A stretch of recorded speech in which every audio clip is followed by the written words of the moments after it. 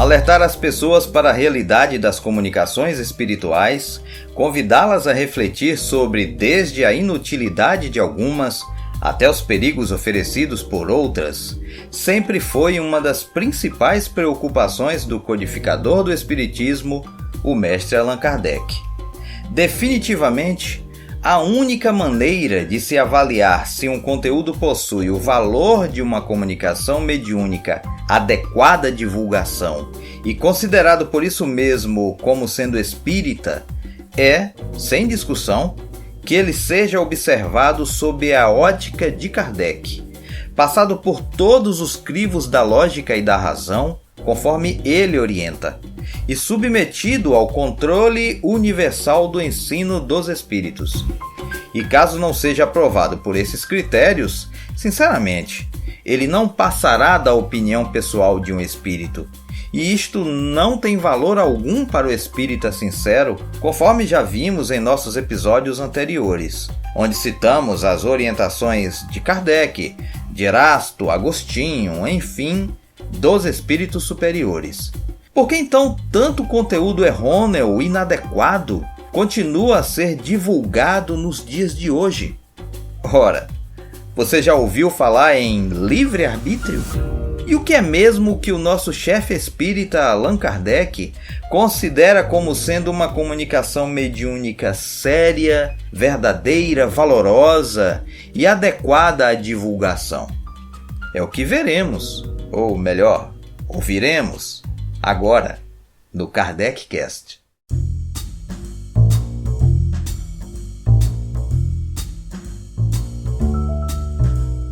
Allan Kardec nos convida em todas as suas publicações a abrirmos os nossos olhos para tudo o que nos é dito pelos espíritos, assim como também para tudo o que nos é dito pelos homens. Afinal, que são os espíritos? Tenhamos muito cuidado com o que lemos, principalmente com aquilo que nos é apresentado como sendo uma verdade. E olha que não é pouca coisa. O codificador alerta na Revista Espírita, Jornal de Estudos Psicológicos, de fevereiro de 1859. Eis uma recomendação que incessantemente nos fazem os bons espíritos. Deus, dizem eles, não vos deu o raciocínio sem propósito. Servi-vos dele para saber o que estáis fazendo. Os espíritos maus temem o exame e dizem: aceitai nossas palavras e não as julgueis. Se tivessem consciência de estar com a verdade, não temeriam a luz.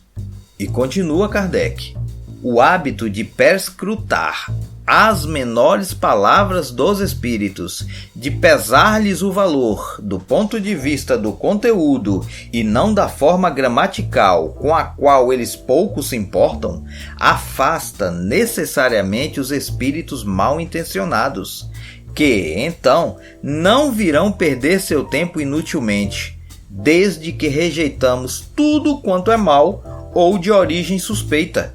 Mas, quando aceitamos cegamente tudo quanto dizem, quando, por assim dizer, nos ajoelhamos ante sua pretensa sabedoria, eles fazem o que fariam os homens, enganando-nos.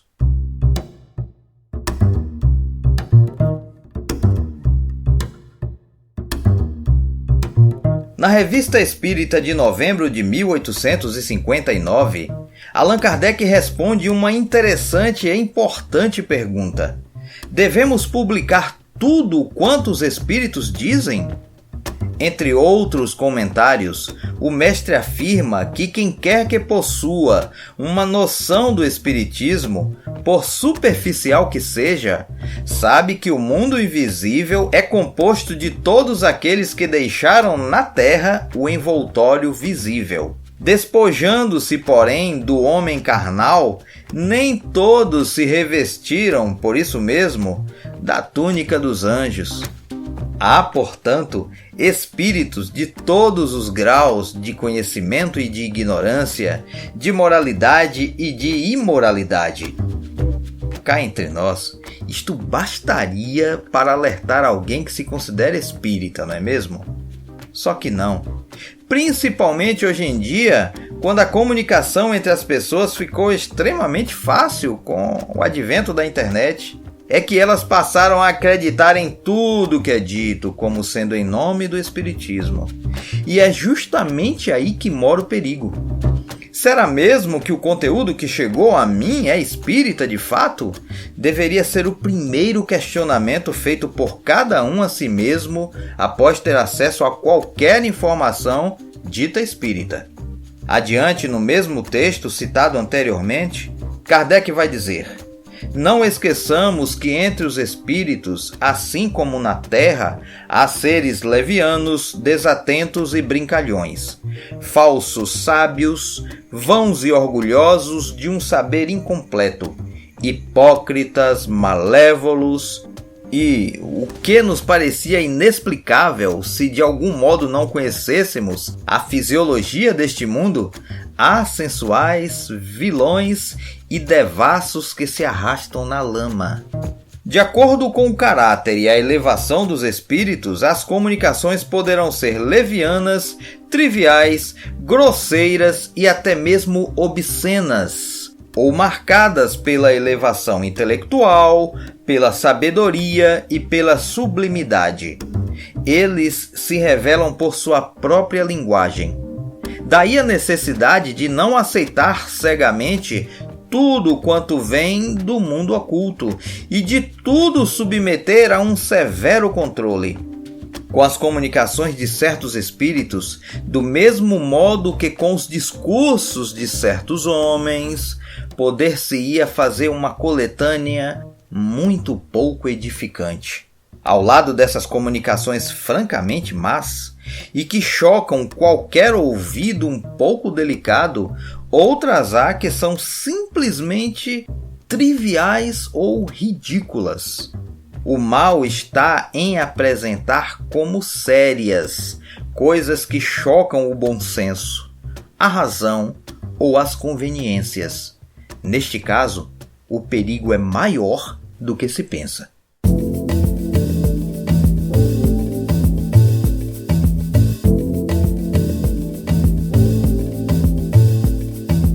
Para se resumir neste tempo tão curtinho de um podcast, o que Allan Kardec nos alerta principalmente sobre a publicação do que é dito pelos espíritos, eis o que ele coloca na Revista Espírita de maio de 1863, num artigo com o título Exame das Comunicações Mediúnicas que nos enviam.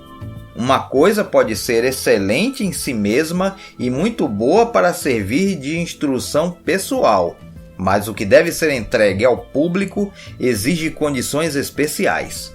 Infelizmente, o homem é inclinado a supor que tudo o que lhe agrada deve agradar aos outros.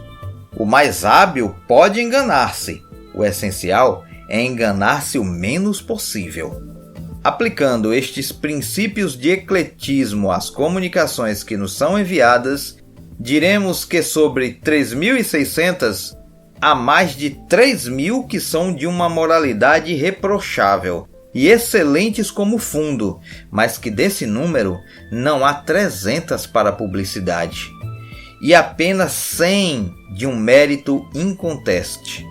Considerando-se que essas comunicações nos vieram em grande número de pontos diferentes, disso inferimos que a proporção deve ser mais ou menos geral. Por aí pode-se julgar da necessidade de não publicar inconsideradamente tudo quanto vem dos espíritos, se quisermos atingir o objetivo a que nos propomos, tanto do ponto de vista material, quanto do efeito moral e da opinião que os indiferentes possam fazer do espiritismo. Resta-nos dizer algumas palavras sobre os manuscritos ou trabalhos de fôlego que nos mandaram, entre os quais, de 30, encontramos 5 ou 6 de real valor. No mundo invisível, como na Terra, não faltam escritores, mas os bons são raros. Tal espírito é apto a ditar uma boa comunicação isolada, a dar um excelente conselho privado, mas é incapaz de produzir um trabalho de conjunto completo que suporte o exame, qualquer que sejam, aliás, suas pretensões. E o nome com o qual eles se comprazem disfarçar-se não é uma garantia. Quanto mais elevado for o nome, mais ele obriga. Ora, é mais fácil tomar um nome do que justificá-lo. Eis porque, ao lado de alguns bons pensamentos, encontram-se frequentemente ideias excêntricas e os traços menos equívocos da mais profunda ignorância. É nestas espécies de trabalhos mediúnicos que observamos mais sinais de obsessão, dos quais um dos mais frequentes é a injunção da parte do espírito de fazê-los imprimir. E mais de um pensa equivocadamente que tal recomendação basta para encontrar um editor interessado a disso se encarregar. Só para lembrar a fonte do texto em Revista Espírita Jornal de Estudos Psicológicos de maio de 1863. Artigo com o título Exame das comunicações mediúnicas que nos enviam. Por isso, meus amigos, é que não nos cansamos de repetir: espíritas, abram seus olhos. Muito obrigado por nos ouvir. Se ainda não assinou nosso podcast, assine. E não esqueça de compartilhá-lo em suas redes sociais. Te esperamos no próximo episódio. KardecCast. O Espiritismo, a vida e você.